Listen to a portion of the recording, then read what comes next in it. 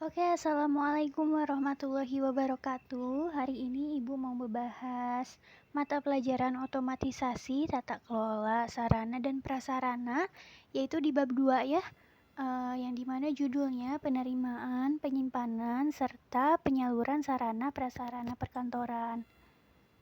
Ada nih di poin A, yaitu penerimaan sarana dan prasarana kantor.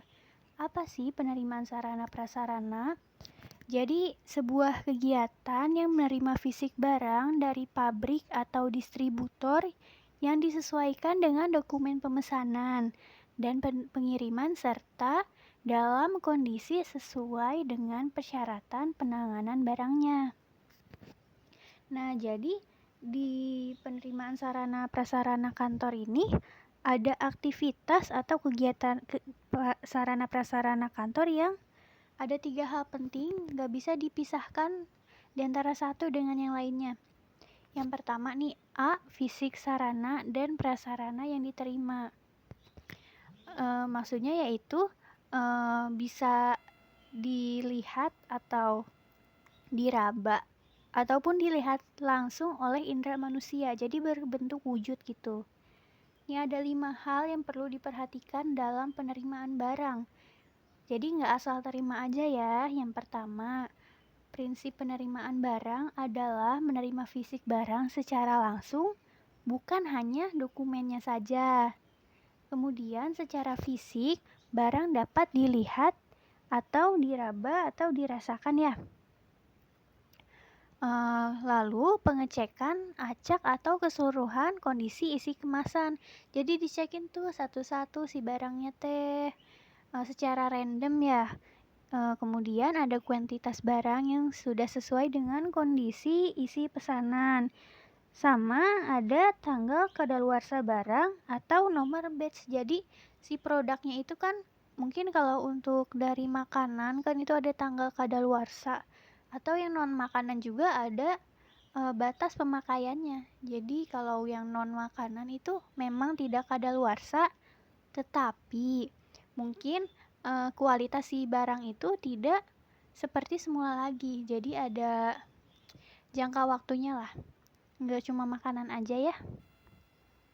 Kemudian nih yang B, ada dokumentasi pemesanan, yaitu merupakan cara memastikan bahwa sarana dan prasarana kantor yang diterima sudah sesuai dengan dokumen yang dibuat, yaitu perihal beberapa barang kantor yang harus diterima, jenis barang kantornya, dan untuk memastikan bahwa barang yang diterima adalah sama dengan barang yang dikirimkan. Jadi barang yang dikirim tuh nggak salah kirim gitu, pesanannya sama, bentuk fisiknya juga sama. Jadi di dokumentasi pemesanan juga ada hal penting yang perlu diperhatikan, yaitu dokumennya atau seperti DO, delivery notes ya, kemudian delivery order, packing list atau surat jalan.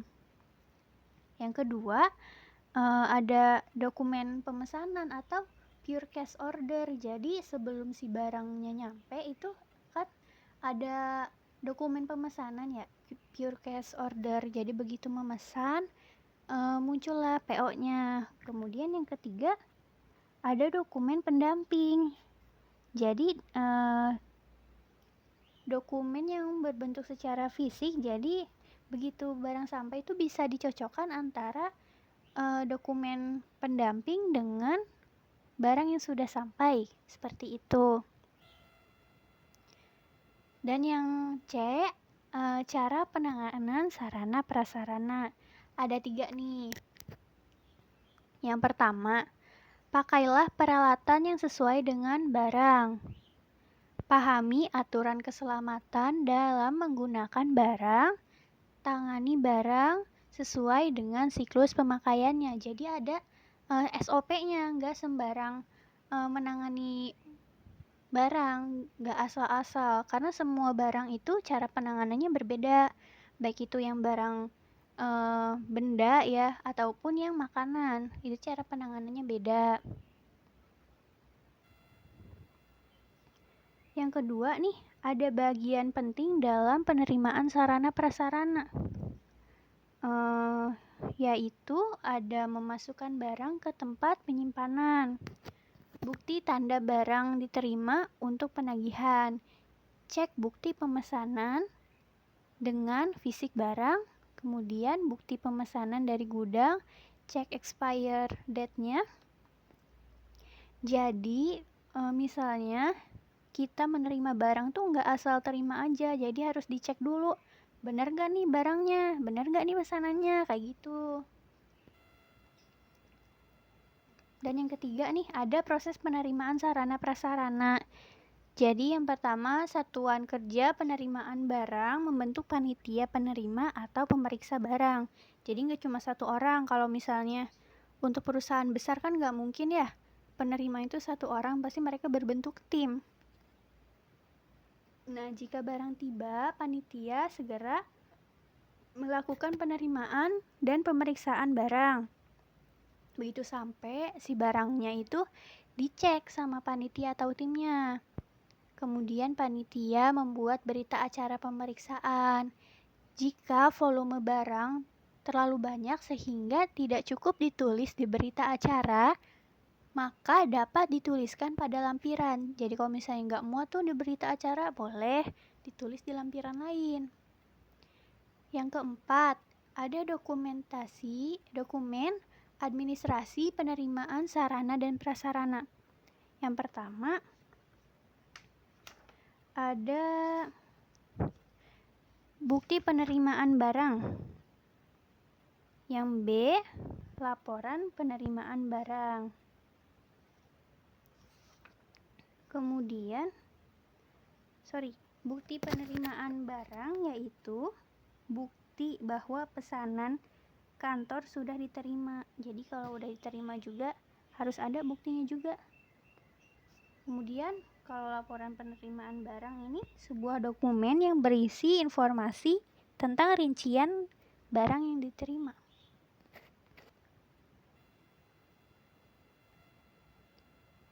Nah, yang kelima ini ada Departemen Pengolah Data. Jadi tugasnya itu setelah data diinput, data penerimaan barang yaitu melakukan update file dan pencetakan laporan penerimaan barang dengan menggunakan file induk pemasok gitu. Lalu file induk persediaan dan file order pembelian. Nah, masih ada nih yang keenam, ada prosedur penerimaan sarana dan prasarana. Jadi udah ada prosedurnya ya kalau misalnya mau nerima. Jadi yang pertama ada administrasi penyimpanan sarana prasarana kantor. Tugas Departemen Penerimaan Sarana dan Prasarana Kantor yaitu menerima barang. Kemudian penerimaan dan penyimpanan. Jadi fungsinya ini yaitu untuk memverifikasi barang yang diterima dari pemasok dan melindungi barang tersebut agar tidak terjadinya kehilangan atau pencurian. Nah, untuk ini ada beberapa hal yang berhubungan dengan penerimaan dan penyimpanan sarana prasarana. Yang pertama, penerimaan barang yang tidak dipesan. Lalu kesalahan dalam penghitungan barang yang tidak diterima. Yang ketiga, pencurian barang. Maka dari itu kalau misalnya barang udah nyampe di gudang atau di perusahaan, harus yang dijaga rapi-rapi gitu loh. Jadi supaya barangnya nggak kemalingan atau tidak adanya kerusakan barang. Jadi benar-benar disimpannya. Yang ketujuh, ada kartu penerimaan barang, yaitu berfungsi sebagai perkiraan perlengkapan. Yang B nih, ada penyimpanan sarana prasarana kantor, yaitu merupakan aktivitas menempatkan barang yang belum diorder atau dipersiapkan untuk proses selanjutnya. Terbagi juga nih beberapa, yaitu ada pengelompokan penyimpanan barang. Jadi disimpan dalam proses pemakaian, disimpan sebagai barang sediaan, disalurkan ke satuan kerja lain, disimpan sementara tanpa pembongkaran, kemudian diteruskan ke alamat yang tercantum pada label. Jadi kalau misalnya ini pengelompokan tuh dilabelin satu-satu si produknya itu. Jadi misalnya yang barangnya A semua, B semua. Lalu penataan penerimaan barang nih. Jadi barang yang lambat dikeluarkan disimpan pada bagian dalam. Contohnya perusahaan frozen food nih atau kuliner. Jadi mereka menyimpan makanan frozen itu kalau yang masih baru datang biasanya disimpannya di paling bawah, dan yang barang udah lama itu ditaruhnya di paling atas di freezer atau di kulkas ya. Kemudian untuk barang sehari-hari diletakkan di lokasi mudah dijangkau. Kalau misalnya produknya dipakainya tiap hari, itu ditaruhnya di tempat yang mudah dicari gitu, mudah dijangkau sama karyawan. Nah, yang cepat dikeluarkan disimpan dengan dekat dengan pintu keluar. Kalau misalnya barangnya udah mau distribusiin ke masyarakat, mau dipasarkan, jadi disimpannya di dekat pintu biasanya supaya memudahkan pengangkutannya. Kemudian pencatatan barang pada buku barang. Pencatatan dilakukan pada setiap jenis barang. Pencatatan pada buku stok. Hal-hal yang harus diperhatikan dalam penyimpanan sarana prasarana kantor. Yang pertama, sifat barang, sarana penyimpanan, prosedur dan tata kerja. Ini penting banget nih, biaya. Kemudian tenaga, jangka waktu penyimpanan. Nah, kalau misalnya makanan yang frozen gitu ada jangka waktunya. Misalnya kalau daging ayam bertahannya tuh cuma 1 bulan. Kalau misalnya yang produk-produk lain yang non makanan tuh biasanya lebih awet lama. Persediaan alat-alat yang diperlukan, pergudangan yang memenuhi syarat. Jadi si gudangnya itu udah oke banget gak nih supaya bisa dijadiin tempat penyimpanan.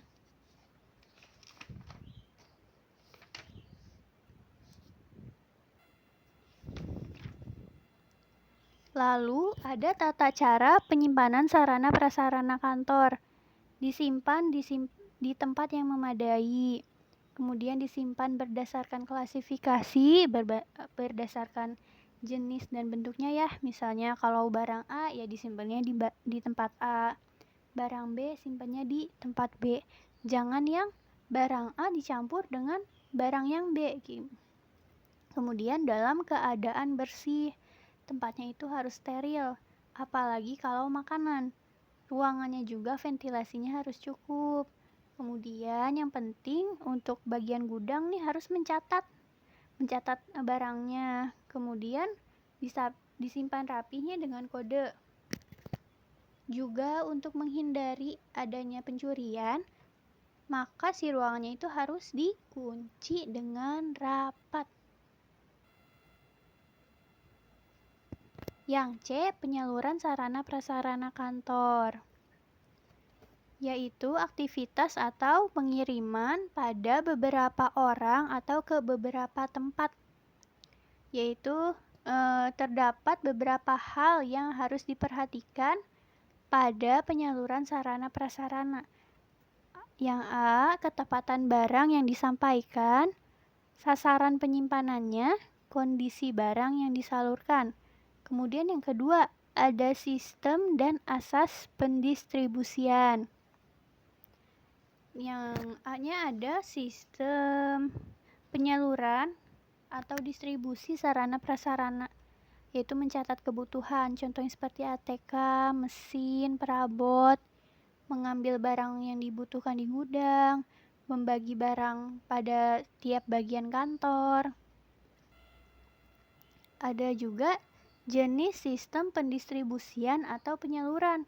Yang pertama ada sistem secara langsung, yaitu barang-barang yang sudah diterima dan diinventariskan langsung disalurkan pada bagian-bagian kantor yang membutuhkan tanpa melalui proses penyimpanan terlebih dahulu. Juga ada sistem secara tidak langsung. Jadi barang-barang yang udah diterima nih kemudian tidak secara langsung disalurkan, melainkan disimpan dulu nih di gudang. Penyimpanannya juga harus yang teratur. Lalu ada asas-asas pendistribusian. Ada asas ekonomi, contohnya seperti pemerataan, keadilan, ketepatan waktu, dan kualitas. Ada asas keamanan, juga ada asas ketepatan. Jenis dan spesifikasi logistik yang disampaikan, ketepatan waktu, tepat penyampaian kondisi logistik yang disampaikan. Juga ada asas kecepatan. Dan ada asas ketepatan. Yang ketiga ada langkah-langkah pendistribusian. Yang pertama, penyusunan alokasi, yaitu guna menghindari pemborosan dalam pembagian atau pendistribusian. Maka barang perlu disusun alokasi kuantitas dan frekuensi pendistribusiannya. Yang B, pengiriman barang, yaitu hal yang paling penting dilakukan ketika penyerahan barang adalah mengisi daftar penyerahan barang serta membuat surat pengantar, tanda terima, dan biaya pengiriman. Sekian dari Ibu. Wassalamualaikum warahmatullahi wabarakatuh. Sampai jumpa di materi bab 3 selanjutnya.